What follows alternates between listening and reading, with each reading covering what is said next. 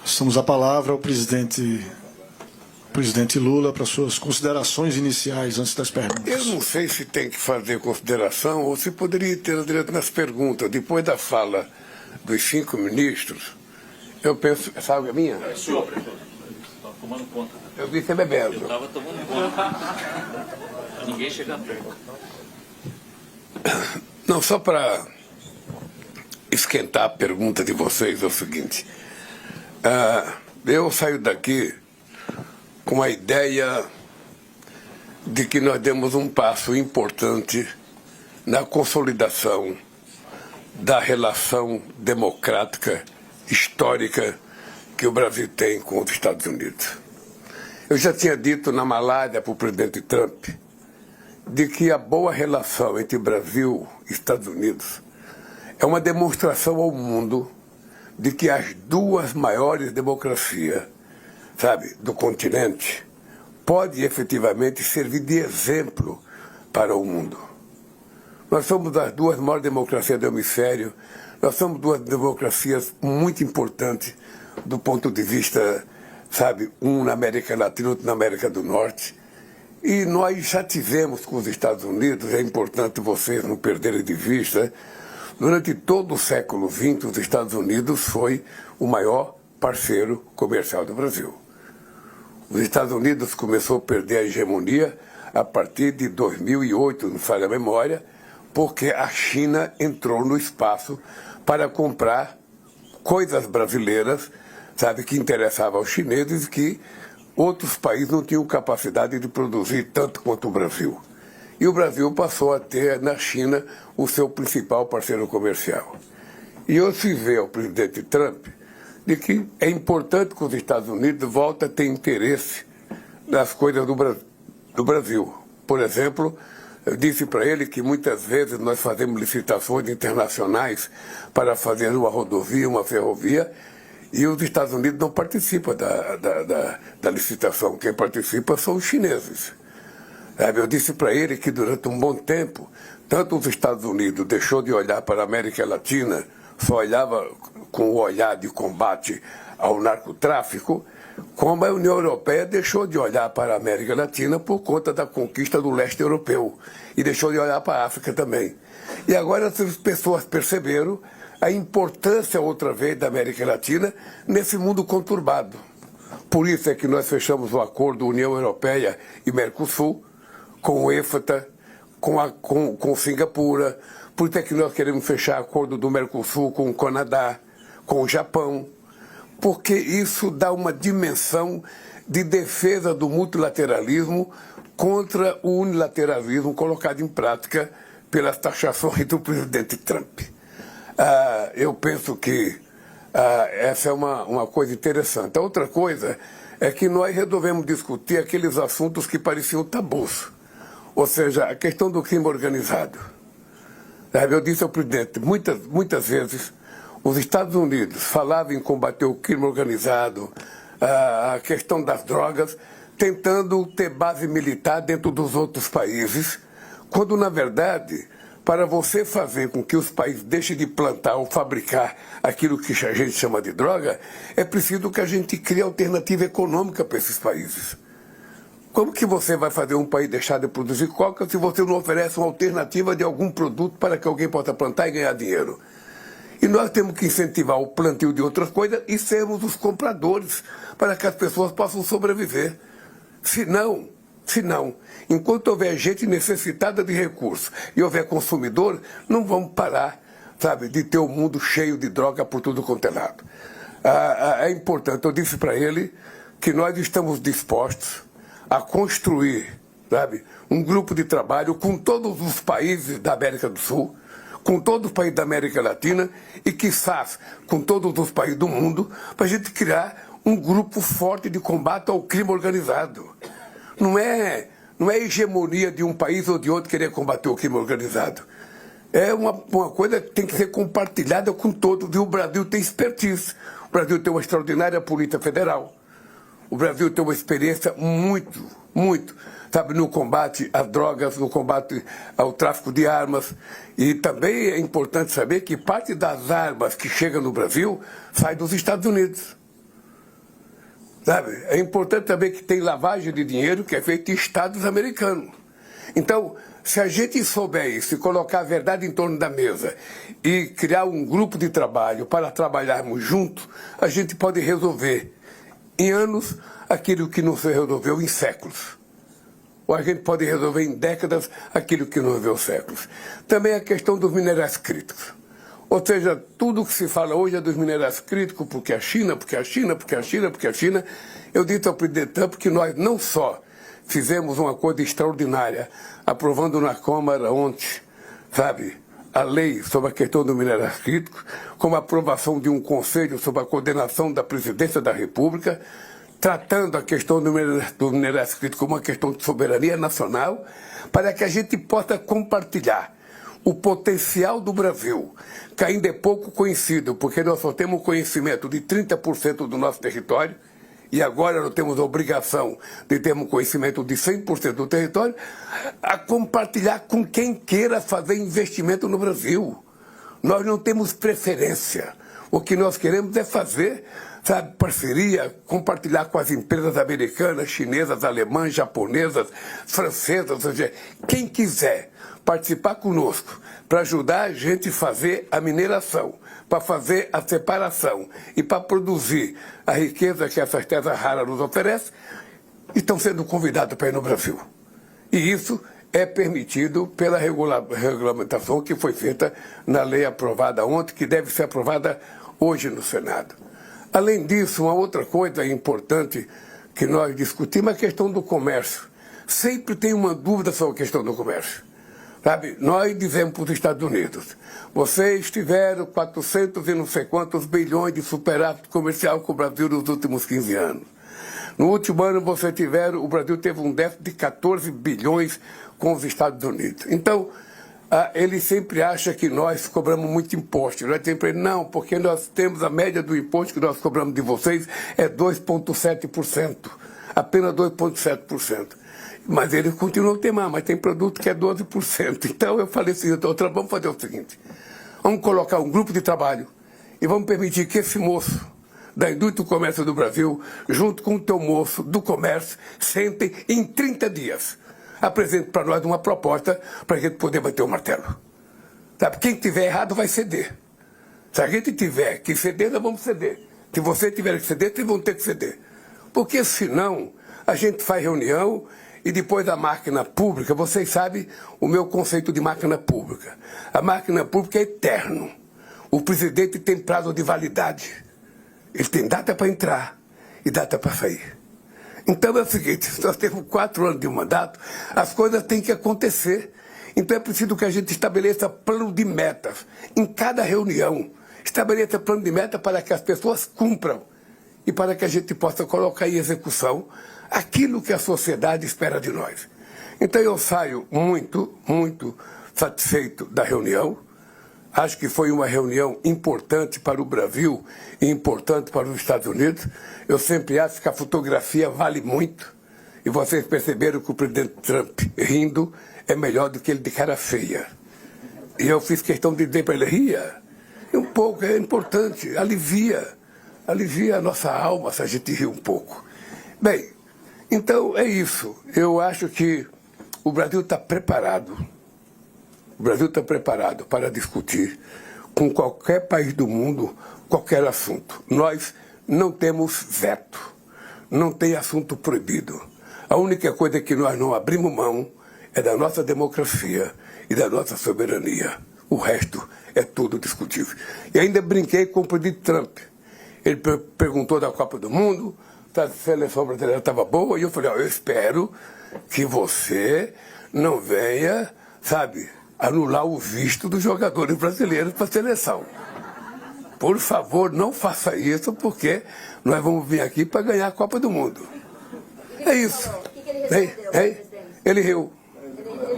Ele riu porque agora ele vai rir sempre. Ele aprendeu que ria muito bom. Vamos então abrir para as perguntas, começando com a Isabela Menon, da Folha de São Paulo. Oi, presidente, boa tarde. Presidente, foram 3 horas de reunião e nós da imprensa a gente não pôde acompanhar.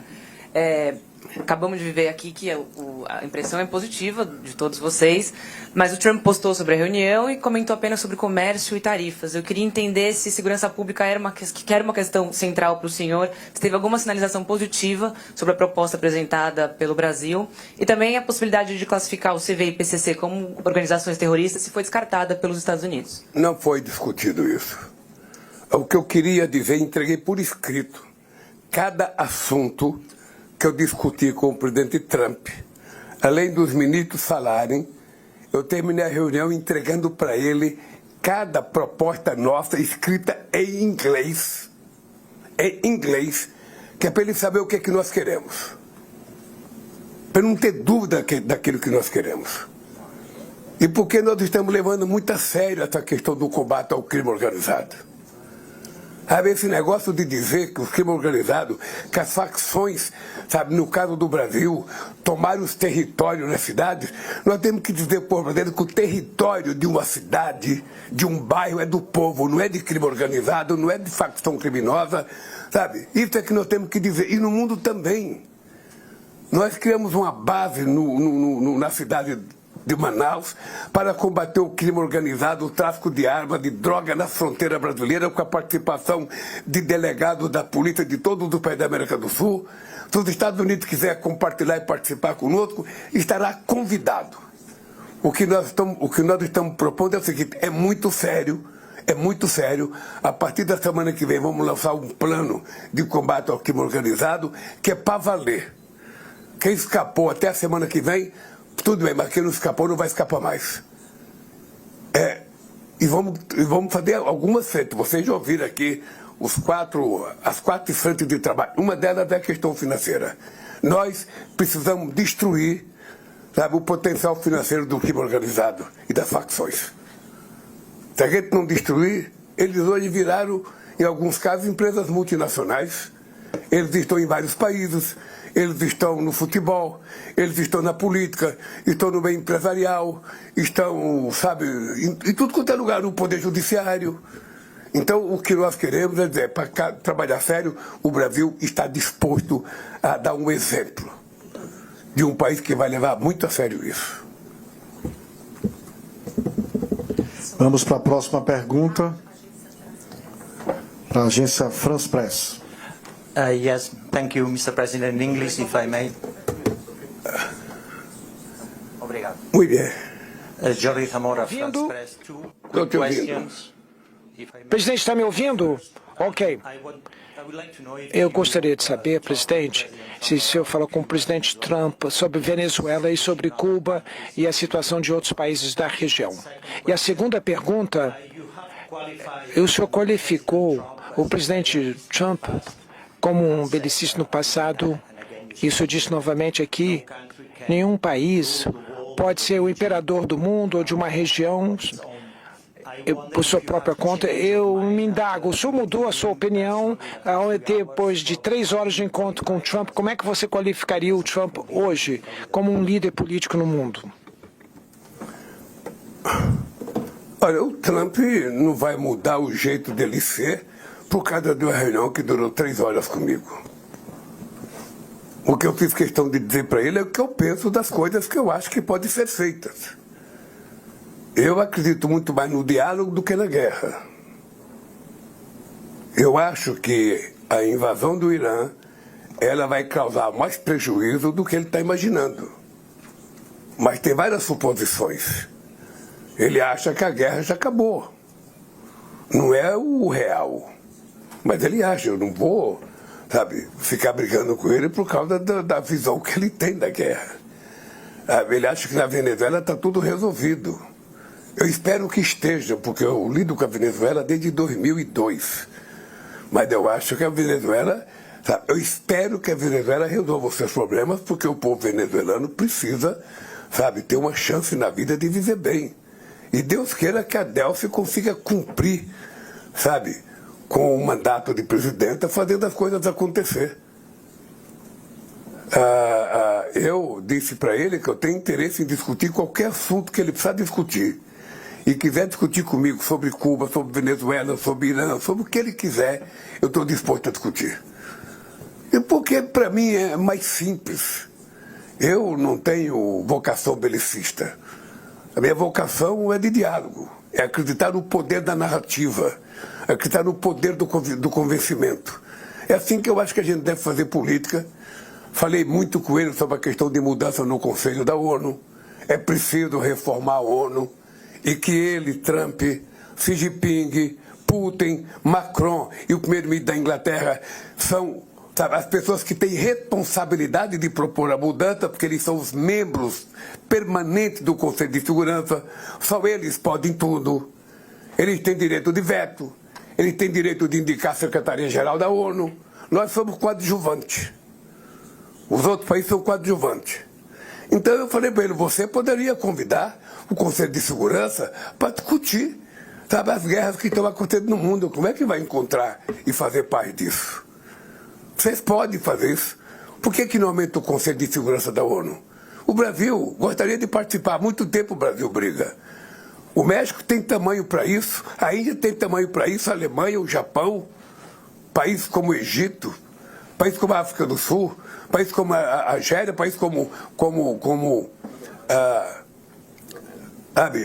mais país africano, a Etiópia tem 126 milhões de habitantes, a Indonésia tem 200 milhões de habitantes, ou seja, então o que não falta é país para ajudar a que a ONU volte a funcionar em plenitude.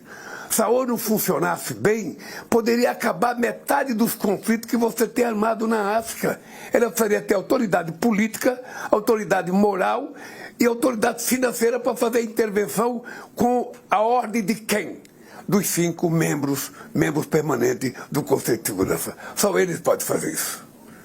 Só eles. O Brasil só pode gritar. O Brasil só pode fazer discurso como o Mauro fez contra a chacina na Palestina. Mas os Estados Unidos vetam, a China veta, a Rússia veta.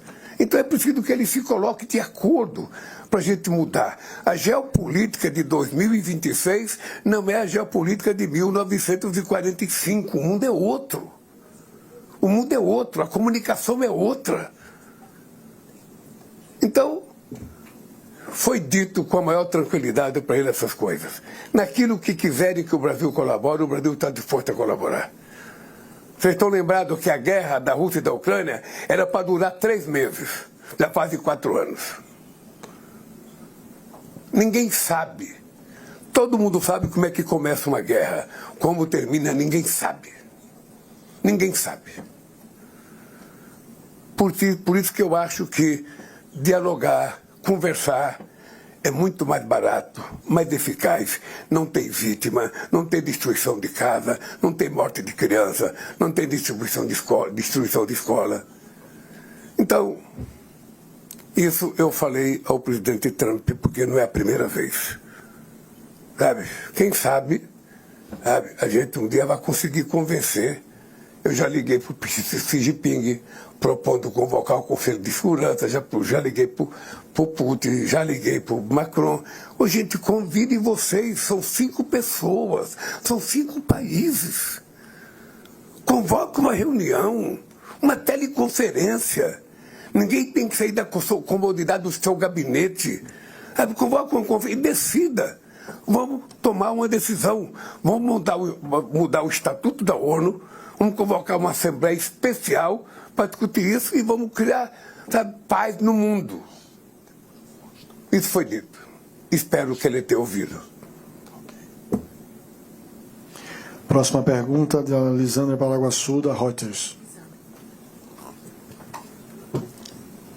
Boa tarde, presidente. Uma das questões principais dessa visita era a questão justamente do risco dos Estados Unidos imporem mais novas tarifas ao Brasil, especialmente com o final agora da investigação da seção 301. O que foi conversado, e o senhor sai daqui avaliando qual o risco que a gente tem hoje de ter realmente novas tarifas impostas ao Brasil? Olhe para a minha fisionomia. Você acha que eu estou otimista ou pessimista? Eu estou muito otimista. Veja, porque tem uma divergência entre eles e nós que ficou explicitada na reunião. O ministro dele falou uma coisa, os nossos ministros falaram outra. Ora, como a gente não podia ficar debatendo o dia inteiro sobre isso, eu propus, vamos dar 30 dias. Vamos dar 30 dias para esses companheiros resolverem o problema. E nós voltamos a conversar. E ainda falei para o Trump, a gente precisa fazer reunião lá, o carro, a gente pode fazer teleconferência. É mais barato. Sabe? O que nós temos é que resolver esses problemas. Porque vocês têm que entender o seguinte, o problema é que muitas vezes você faz uma decisão na frente dos presidentes e quando o presidente vira, que pensa que a coisa está acontecendo, a burocracia entra em campo. Como a burocracia não tem tempo de validade, sabe? A burocracia não tem tempo de validade. Ela começa e somente quando Deus quer que ela vai embora. Sabe? Então nós temos que acompanhar com mais precisão, sabe, essas coisas. Nós temos interesse, muito interesse, que os Estados Unidos voltem a investir no Brasil. Aliás, se tem uma coisa que nós queremos fazer é isso, que mais gente vai para investir no Brasil. Nós estamos, quem sabe, o maior investimento em transição energética de todos os países, temos maior possibilidade. Vamos fazer as coisas acontecer a partir do Brasil. Alguém quer fazer data center no Brasil, tem que produzir sua própria energia. Porque nós não vamos gastar dinheiro para criar data center para mandar dados para outros países. Sabe? Nós queremos dados para nós. Agora, nós temos condições de oferecer aos outros países a oportunidade de construir data center, desde que eles arquem com a produção de energia. É o mínimo que a gente pode exigir. E eu acho que vai ser bom. Acho que vai ser bom. Eu acho, o Trump, ele repete muitas vezes que ele gosta do Brasil, que ele ama o Brasil, sabe? Eu acho que é possível que ele goste do Brasil, que o Brasil falou que tem muitos amigos no Brasil. Aliás, eu peguei uma foto dele que eu esqueci de trazer para ele. Eu peguei uma foto dele com o Vicente Mateus e a Marlene Mateus, no tempo que era presidente do Corinthians, num cassino, acho que era dele, não sei se era um cassino que era dele em Los Angeles, que quebrou o cassino. Aí eu trazer para ele a foto. Então, ele disse que tem muitos amigos no Brasil, é bem possível que ele goste mesmo do Brasil. Olha, como nós, brasileiros, gostamos também dos Estados Unidos, por que não fazer para as coisas dar certa? E é isso que eu quero, fazer as coisas darem certa. Eu quero que os Estados Unidos volte a ver no Brasil um parceiro importante para suas atividades de empreendedorismo. É isso. Clive Watson, do Washington Post.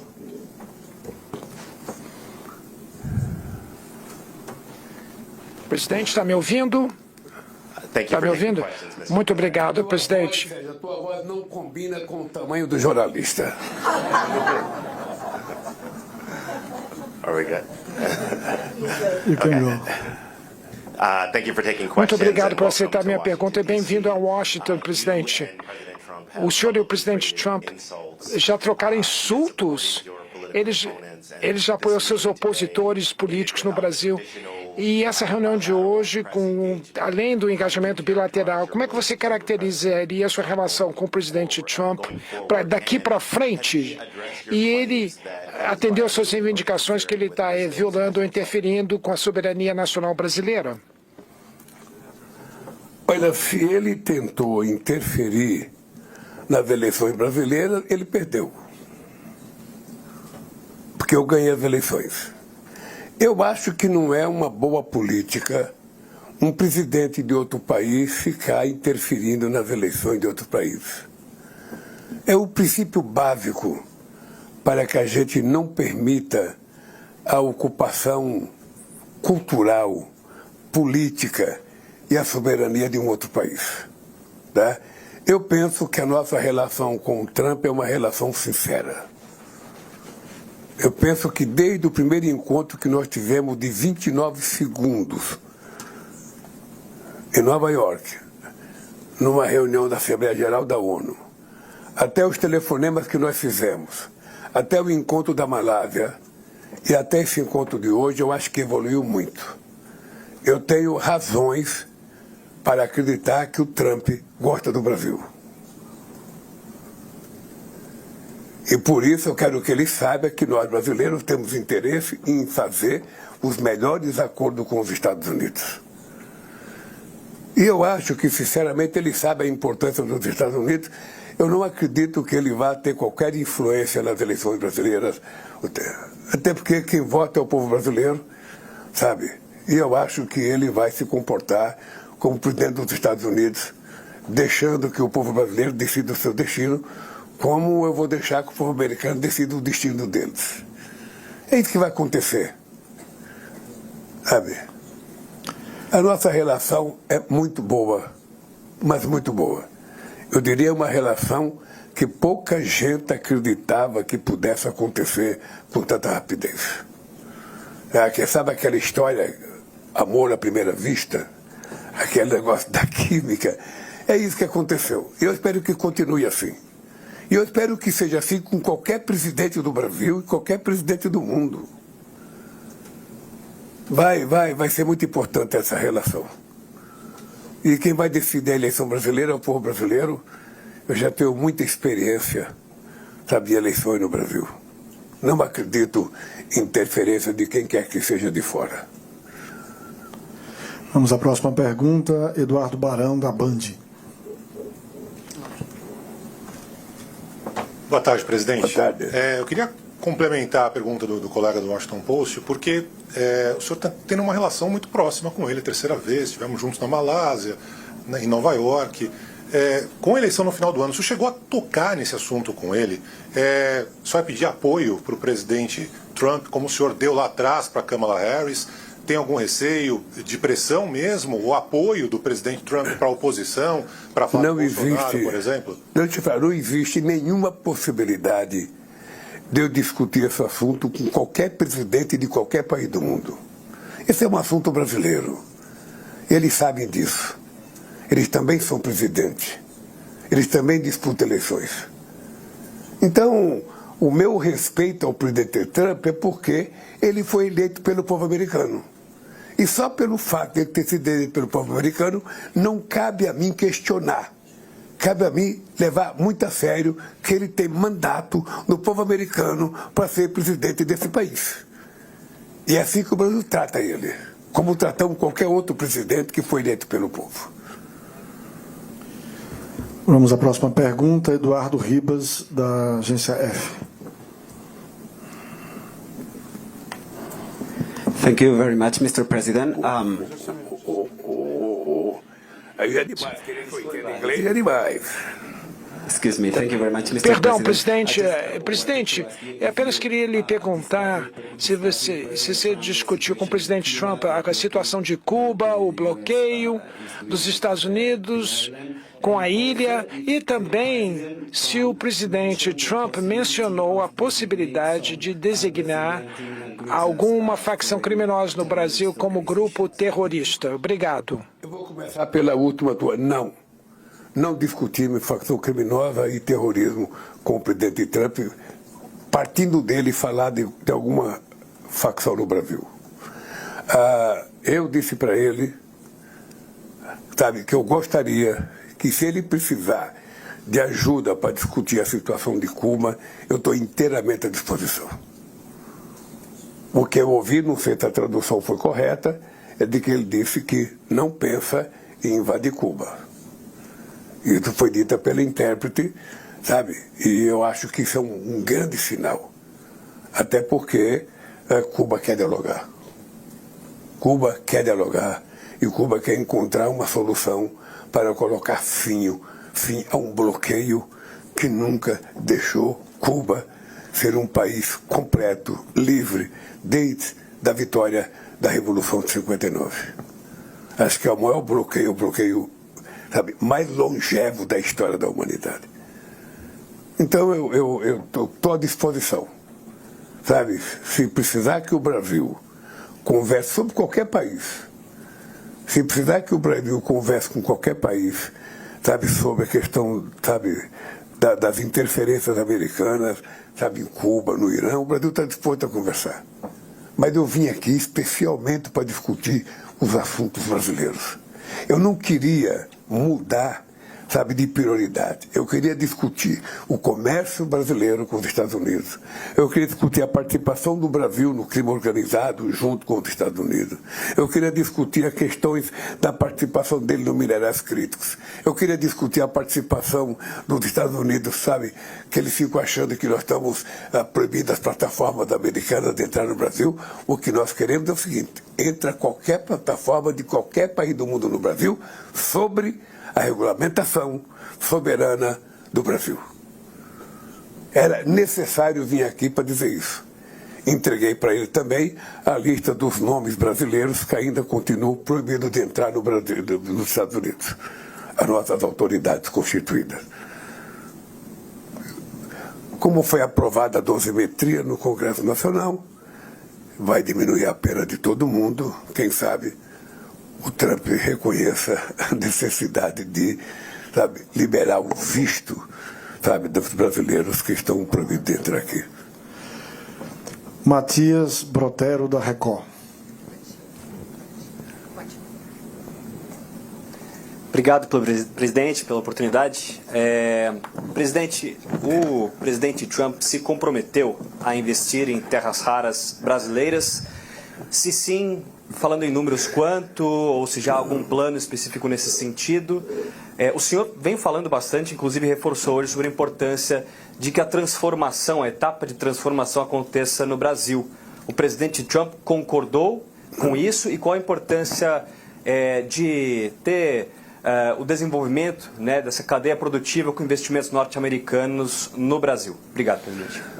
Olha, o que nós sabemos é que as chamadas terras raras e os minerais críticos são muito importantes, sobretudo, sabe, na questão dos armamentos dos países.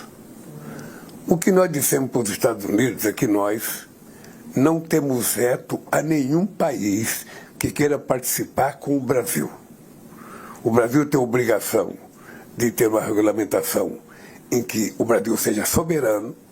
O Brasil tem a obrigação, sabe, de compartilhar com quem queira participar conosco, seja os Estados Unidos, a China, a Alemanha, a França, qualquer um que quiser, a Índia. O Brasil estará aberto a construir parceria. O que nós não queremos é ser meros exportadores dessas coisas. Nós não queremos repetir o que aconteceu com a prata na América Latina, com o ouro, o que aconteceu com o ouro de 100 e poucos anos no Brasil, sendo mandado para fora, com o minério de ferro, em que a gente, sabe, manda muito minério para fora, e a gente poderia fazer um processo de transformação interna que a gente não fez. Então, com as terras raras, a gente vai mudar de comportamento. Nós queremos que o Brasil seja o grande ganhador dessa riqueza que a natureza nos deu. Próxima pergunta, Raquel Cranenburg, da Globo News e TV Globo. Obrigada. Pode pegar o seu? Obrigada, presidente. Presidente, duas perguntas. Primeiro, sobre a questão das investigações comerciais contra o Brasil. O presidente Trump se mostrou aberto a talvez anular essas investigações, e o senhor teve a oportunidade de explicar para ele a questão do PIX. E depois, posso fazer a outra depois? Responde essa. Pode. Obrigada. Primeiro, uma das razões pelas quais eu trouxe o Dario era porque eu imaginava que o presidente Trump queria discutir a questão do PIX. Ele não tocou no assunto do PIX, então também não toquei. Porque eu espero que um dia ele ainda vai fazer um PIX. Porque muitas empresas americanas já fazem.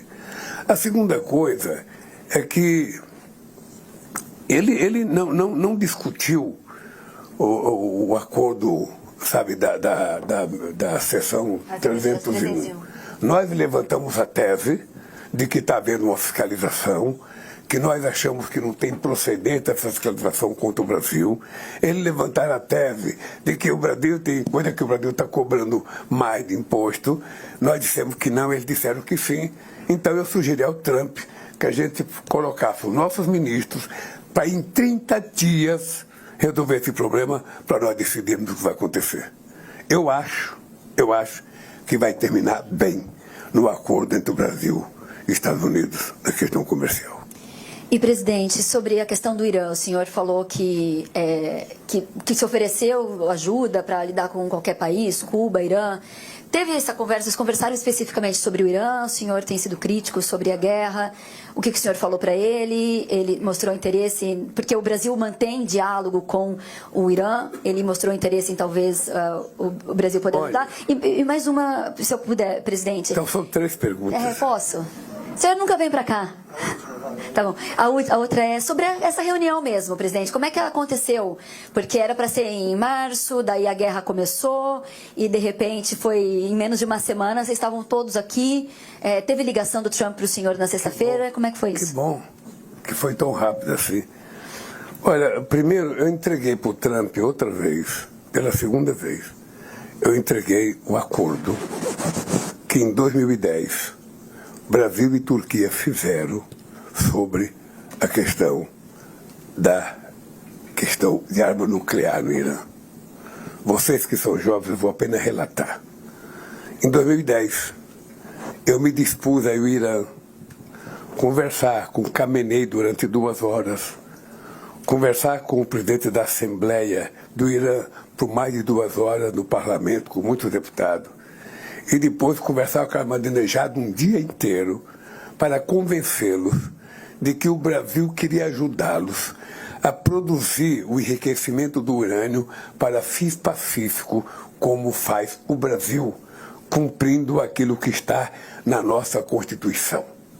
Eu fiz questão de que ele soubesse que no Brasil eu era constituinte em 1988 e a gente aprovou na Constituição que o Brasil não vai produzir armas nucleares. Isso é na Constituição. Isso não é uma coisa do Lula ou de qualquer presidente, é da Constituição. E eu fui para o Irã fazer isso.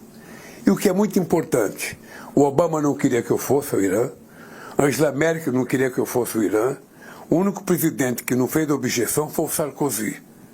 Mas todo mundo era contra eu ir ao Irã, dizendo que o Irã não cumpria palavras. Como eu não queria a palavra, eu queria um documento assinado, eu fui para o Irã. Era tanta pressão que quando eu cheguei em Moscou, o Medvedev me disse: "Ô Lula, o Obama ligou para cá pedindo para eu convencer você a não ir, porque os iranianos não são verdadeiros." Aí eu saí de Moscou e fui para o Catar. Quando eu cheguei no Catar, o Emir me falou a mesma coisa: "Ô presidente Lula, a Hillary Clinton ligou aqui pedindo para mim convencê-lo a não ir ao Irã." Eu fui. Eu e o Celso Amorim. E nós, Brasil e Turquia, conseguimos convencer o Irã a assinar um acordo de não produção de armas nucleares. Eu entreguei para o presidente Trump o acordo que nós fizemos em 2010. O acordo que era, inclusive, cópia fiel de uma carta que o Obama mandou para mim. Lamentavelmente, quando nós fizemos o acordo, não sei porquê, o Obama e a União Europeia resolveram aumentar a punição ao Irã. Possivelmente porque quem tinha feito o acordo era um país do terceiro mundo, o país não faz parte da elite dos países, então como é que esses pobres seres humanos conseguiram uma coisa que nós não conseguimos? Tem uma palavra-chave: paciência. Paciência e capacidade de persuasão. Foi isso que aconteceu. Então eu entreguei para o Trump que o acordo que nós fizemos em 2010 é muito melhor do que eles fizeram um tempo atrás aí. Muito melhor. E se precisar conversar, outra vez eu conversarei. É possível convencer. Agora, seria importante que os países que têm armas nucleares fossem desativando.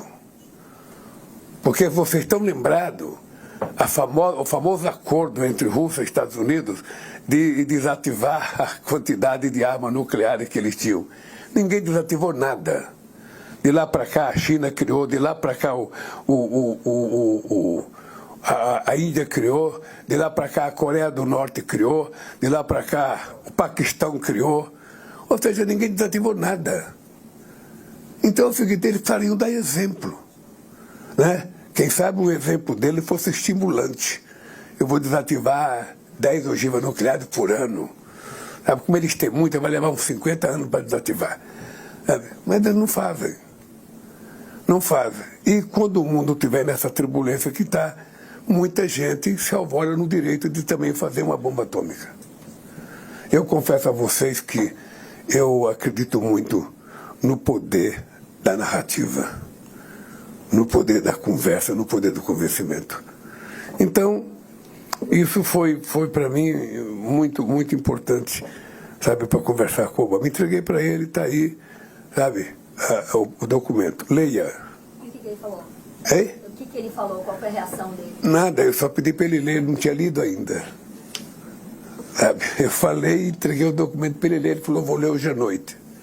Eu falei, maravilha. Maravilha. Qual é a outra terceira pergunta sua? A terceira pergunta foi sobre a visita, como que aconteceu agora, tão rápido que vocês colocaram na rede. Meu irmão, Você ligou na sexta-feira. eu tenho uma filosofia que é o seguinte, o importante é o principal, o resto é secundário. Então, saber como é que foi para cada reunião é de menos. O que é importante é que eu estou aqui. Fiz a reunião, estou feliz, volto para o Brasil mais otimista, sabe? Acho que o presidente Trump também ficou otimista e eu espero que as coisas comecem a avançar. A única coisa que ele tem que saber é o seguinte, o Brasil está disposto a construir parcerias aonde eles quiserem construir. Parcerias. Não tem veto aos Estados Unidos. Como não tem veto a China, como não tem veto a França, como não tem veto a Índia, como não tem veto a Alemanha. Então é isso. Por que a gente não entrou? Pode ficar certo que eu estou... Peraí, gente, não, peraí. Pode ficar certo que eu estou muito otimista. Volto para o Brasil, me despedindo de vocês, para vocês não fazerem mais perguntas. Por que a imprensa não entrou Não, à sala oval, por favor? Por que a imprensa não entrou à sala oval? Deixa eu lhe falar uma coisa. Primeiro, eu quando vim para cá, eu disse que eu não iria conversar com a imprensa antes da reunião. Não tem sentido. Eu vim para fazer uma reunião, eu vim para discutir assunto. Como é que você vai fazer uma entrevista coletiva antes de você discutir? Nem eu, nem o presidente Trump precisamos de fotografia. Sabe? E não precisamos de inventar nada para dizer para a imprensa. Então eu preferi, primeiro, vamos fazer a nossa reunião e depois conversar. A reunião terminou um pouco, demorou um pouco demais. Certamente porque eu gostei e ele gostou da reunião.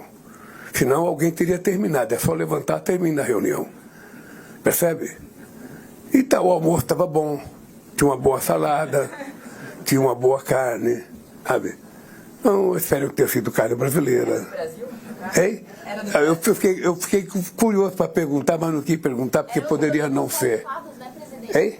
Tem mais uma. Laranja, café. Pessoal, só um minuto. Ele reclamou que ele não gosta de laranja na salada e foi tirando a laranja da salada. Pessoal, só para a gente seguir o sorteio que foi feito, a última pergunta e a gente vai encerrar. Tudo bem, presidente? Eu pensei que tinha acabado com a Globo News. Pois é, não, mas a gente fez os sorteios...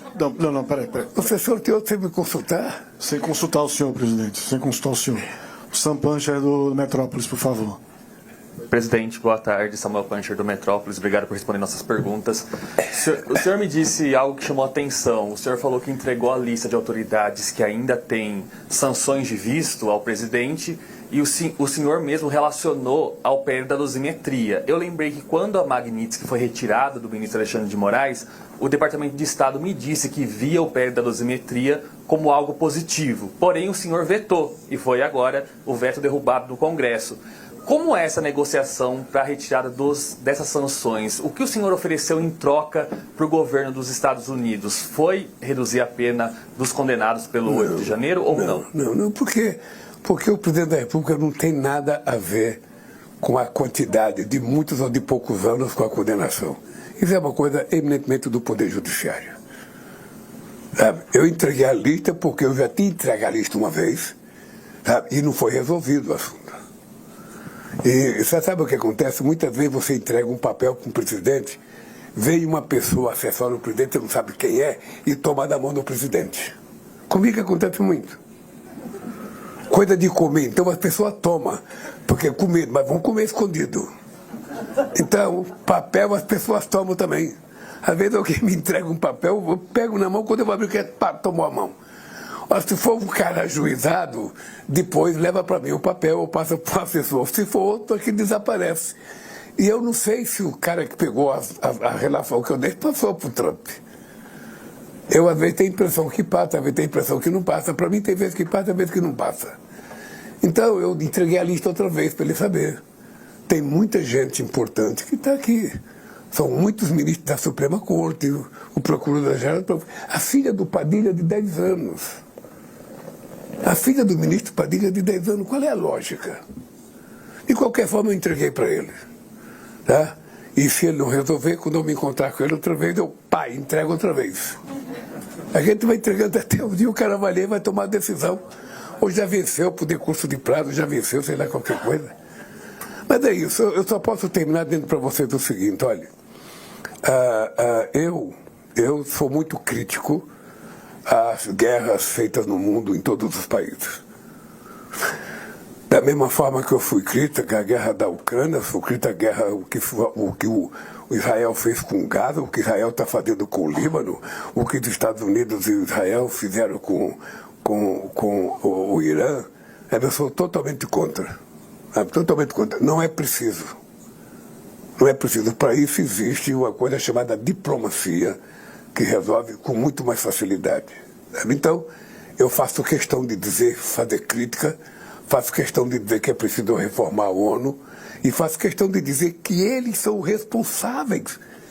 Hoje, o Conselho dos Membros Permanentes da ONU foi criado para manter o mundo em harmonia. Eles são poderosos porque foi dado a eles o direito de veto. Então, nada é aprovado se um deles não concordar.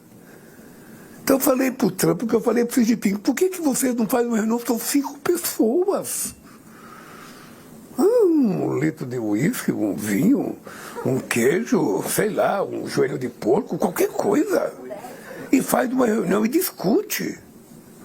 Mas não tem discussão, então não tem solução ao problema. E nós vamos continuar com essa ideia. Nós não precisamos de guerra. O mundo está precisando de paz. E é isso que nós precisamos construir. Ô, gente, eu queria agradecer a vocês, mais uma vez, dizer para vocês que é sempre prazeroso conversar com a imprensa brasileira. Vou no caminho e já vou ver o que vocês publicaram. Porque antigamente eu tinha que esperar o que vocês publicaram no dia seguinte. Agora eu nem acabei de falar, vocês já publicaram. E eu vou olhar na cara de vocês para ver quem falou mal, quem falou bem. Tá? Um beijo do coração de vocês. Obrigado, pessoal. Muito obrigado aí pela atenção e pelo tempo. Vamos lá. Presidente, quando é que o Trump vai no Brasil? Presidente, sobre mas eu sou muito azarada. Faz 4 meses que Bem, nós acompanhamos ao vivo de Washington a entrevista coletiva concedida pelo presidente Lula após encontro com o presidente dos Estados Unidos.